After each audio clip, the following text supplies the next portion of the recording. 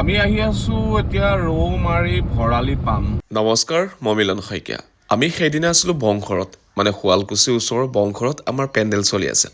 আৰু পাছদিনাই এটা প্লেনিং হৈ গ'ল মুহিদা, মই, মানস, ধীৰাজ দা আৰু বন্ধু দুজনৰ সৈতে। গতিকে ৰাতিপুৱাই ওলাই আহি কিবা এটা খাই বৈ লৈ আমি আজৰি হৈ গ'লোঁ। হঠাৎ দোকান এখনৰ সন্মুখত এইকেইটা কেনেকৈ দেখা পালোঁ, মনটোত অলপ শান্তি লাগিলে। আৰু তাৰপিছত খাই বৈ আমি এনেকৈ উৰি উৰি গুচি গ'লোঁ ধুনীয়া জেগা এটালৈ।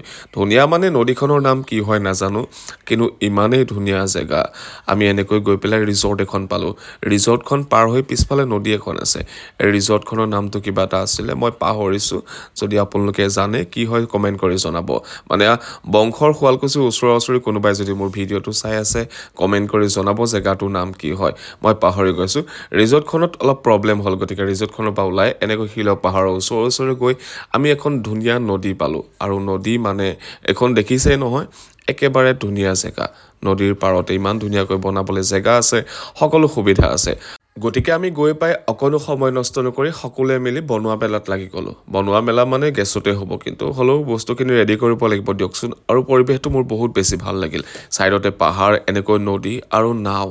এনেকৈ নদীৰ পাৰত যদি নাওখন ৰখাই থোৱা থাকে, মই উঠি অকলে গুচি যাবলৈ মন যায়, কিন্তু ভয় লাগে। এনেকৈ মই এবাৰ যাওঁতে বঠাডাল সৰি পৰিল আৰু এনেকৈ লৰি যায় নাওখন। হাত নাও যেতিয়া সৰু হয়, মই লৰি যাওঁতে বাগৰি সৰি পৰিলোঁ পানীত। মাজুলীত আছিলে আৰু সাঁতুৰি সাঁতুৰি মই পাৰলৈ আহিছোঁ।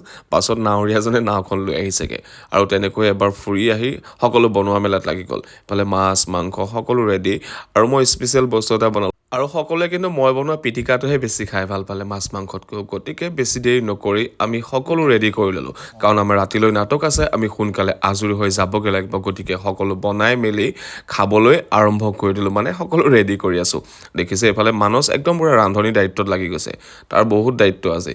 দেখিছে নহয় কেনেকৈ দায়িত্ব পালন কৰি আছে। আৰু এনেকৈ আমি সকলোৱে খাই বৈ আজৰি হৈ আমাৰ যিখিনি বাচি থাকিল, ওচৰতে বহুত কমেও 15-20টা কুকুৰ আছিল। 15-20টা কুকুৰ আছিল।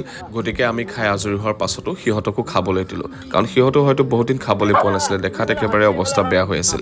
গতিকে সিহঁতকো খাবলৈ দি আমি আজৰি হৈ গৈছোঁ। আজিলৈ ভিডিঅ'টো ইয়াতে সামৰিছোঁ, আকৌ লগ পোৱাৰ আশাৰে বাই বাই।